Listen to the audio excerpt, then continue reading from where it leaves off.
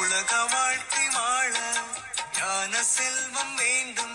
உன் ஸ்நேகம் என்னை இனிமையாக்குதே, உன் யோகம் என்னை வலிமையாக்குதே.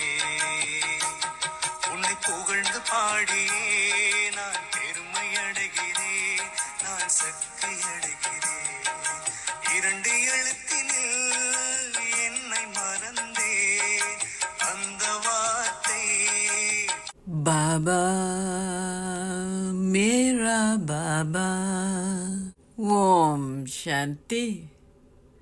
3/12/2024 காலை முரளி. ஓம் சாந்தி. பாப் தாதா மதுவனம்.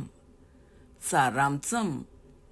இனிய குழந்தைகளே, நினைவு யாத்திரையில் கவன ஈனமானவர்கள் ஆகாதீர்கள். நினைவை கொண்டிருப்பதனால் ஆத்மாக்களாகிய நீங்கள் தூய்மையாகுவீர்கள்.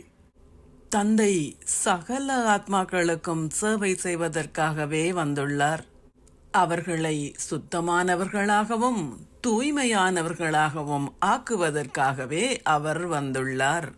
கேள்வி: உங்களது உணவும் பானமும் தூய்மையாக இருப்பதற்கு நீங்கள் என்ன உணர்வை பெற வேண்டும்? பதில்: நீங்கள் சத்திய பூமிக்கு செல்வதற்காகவும் மனிதர்களிலிருந்து தேவர்களாக மாறுவதற்காகவுமே பாபாவிடம் வந்துள்ளீர்கள் என்ற விழிப்புணர்வை கொண்டிருந்தால் உங்கள் உணவும் பானமும் தூய்மையாகும். ஏனெனில் தேவர்கள் ஒருபொழுதும் தூய்மையற்ற உணவை உண்பதில்லை. நீங்கள் சத்திய பூமியாகிய தூய உலகின் அதிபதிகள் ஆகுவதற்காகவே சத்தியமான பாபாவிடம் வந்துள்ளதால் நீங்கள் தூய்மையற்றவர்களாக ஆக முடியாது. ஓம் சாந்தி. தாரணைக்கான சாராம்சம். 1. தந்தையிடம் நன்றாக கற்பதனால் முதற்தரமான மலர்கள் ஆகுங்கள்.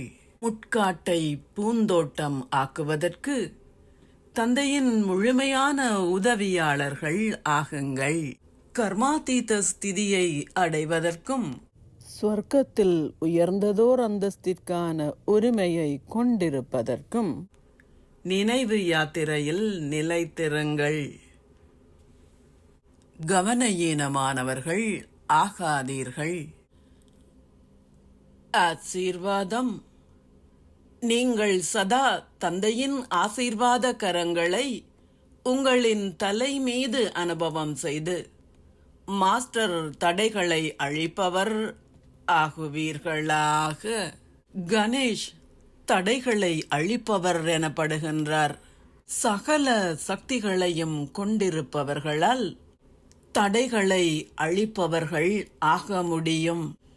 அந்த நேரத்திற்கு தேவையான ஒவ்வொரு சக்திகளையும் பயன்படுத்துங்கள். எந்த ஒரு தடையாலும் தங்கியிருக்க முடியாது. மாயை எத்தனை வடிவங்களை எடுத்தாலும் ஞானம் நிறைந்தவராக இருங்கள். ஞானம் நிறைந்ததோர் ஆத்மாவால் ஒருபோதும் மாயையால் தோற்கடிக்கப்பட முடியாது. பாப்தாதாவின் ஆசீர்வாத கரங்கள் உங்களின் தலை மீது இருக்கும்போது வெற்றி திலகம் இடப்படும்.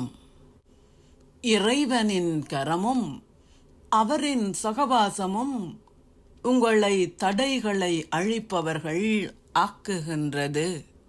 ஸ்லோகம்.